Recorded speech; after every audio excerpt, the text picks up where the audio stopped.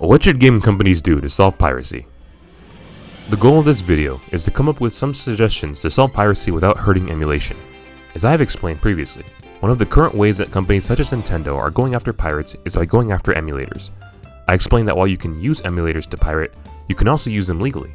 In addition, emulators aren't the only way you can play pirated games, and emulators also aren't providing the pirated ROMs. This approach won't stop the root of piracy, and it ruins all the good things that emulation has to offer, which can be enjoyed legally. One of the ways that Nintendo is going after emulation is using something known as DRM. DRM, or Digital Rights Management, is used by a lot of companies to prevent their games being cracked and pirated. The problem with DRM, however, is that it often creates a worse gaming experience for the consumer by doing things such as decreasing frames, requiring an internet connection, or limiting the devices that the game can be played on. If going after emulators and using DRM isn't the solution, what can companies do to solve piracy? Before I begin, I would like to mention that companies tend to lean towards decisions that make them more money or give them more control. Customers being satisfied isn't always their number one goal. Because of this, they typically aren't willing to compromise and instead will fight tooth and nail for whatever their side is, even if it is anti-consumer. But for this video's sake, let's assume that companies are willing to compromise. The easiest way to stop piracy is not by putting anti-piracy technology to work.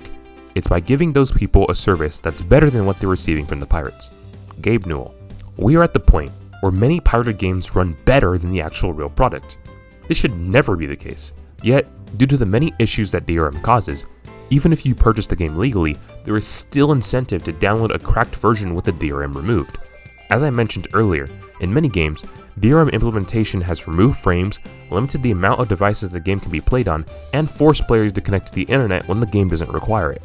The implementation of anti-piracy technology has actually increased the incentive to pirate. So how can we put Gabe Newell's quote into practice? The first step would be either fixing DRM so that it doesn't have the adverse side effects that it does, or just getting rid of it completely. Why should legitimately paying customers have to suffer for paying legitimately? And sure, getting rid of DRM might make it easier to pirate, but it will also greatly improve the user experience, which should be priority in my opinion. In addition, it's also more likely to bring in more sales. I mean, just look at Baldur's Gate 3. How can companies stop piracy specifically in emulation? The current solution that Nintendo specifically is implementing is publicly speaking out against emulation, shutting down emulation legally any chance they can get, and by implementing DRM. As you can imagine, none of these solutions are good for the consumer. Switch games already struggle to run on Switch hardware, and adding DRM to the mix isn't going to help. And spending millions to DMCA or send cease and desist isn't exactly giving you a good reputation, especially when you are shutting down YouTubers or community tournaments. Instead of being combative towards emulation, in my opinion, companies should work with emulation. Imagine if these emulator developers had actual backing from Nintendo. What they have already managed to do is impressive, but who knows what they could do if they had actual backing. They would have the financial support to work freely, and they also wouldn't have to worry about copyright violations. Nintendo could also have official ports of these emulators on their consoles instead of the unofficial homebrew ones that currently exist. For Nintendo, they could sell ROMs officially to be played on these emulators, or have a process online that could give you a copy of a ROM if you could prove that you have the original cartridge. Now, I will admit that this is wishful thinking, but at the very least, Nintendo could come with an agreement to not go after emulation and also sell ROMs officially, similar to how Sega does with their Sega Mega Drive and Genesis Classics Collection on Steam. While Sega has their own emulator that you can use if you wish, they also give you the ROM files to play on other emulators as well. Nintendo could also do the same with their emulator releases. And no, I'm not talking about their virtual console releases, which are tied down to a specific console such as the Wii U and die after a certain time when the servers get shut down, or their current way of doing it, which is by locking all of the ROMs to the cloud, which you have to pay a service in order to access. I'm talking about actually selling the ROM. This could allow people an easy way to get ROMs without pirating, and I feel like a lot less people would choose to pirate if this option was available to them.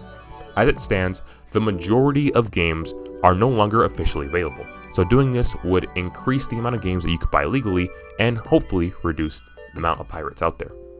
I feel the latter option is more reasonable, especially since there's already a precedent with Sega. Doing this would also help Nintendo's reputation as well, which has suffered in part due to their fight with emulation.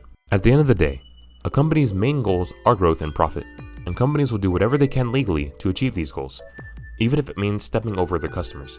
In order for them to change, either a new law has to be made to force them to change, or they have to see that another way will help them achieve those goals. As a consumer, you can help in enacting both by either voting for policies that force change or voting for your wallet and speaking out against the way things are. In order for this to happen, however, consumers need to be educated and open with their purchases. Don't be afraid to go to the competitor. If we continue to blindly purchase from bad companies, then no change will happen. Hopefully in the future, companies can be less combative towards emulation, and emulation can continue to grow. Peace.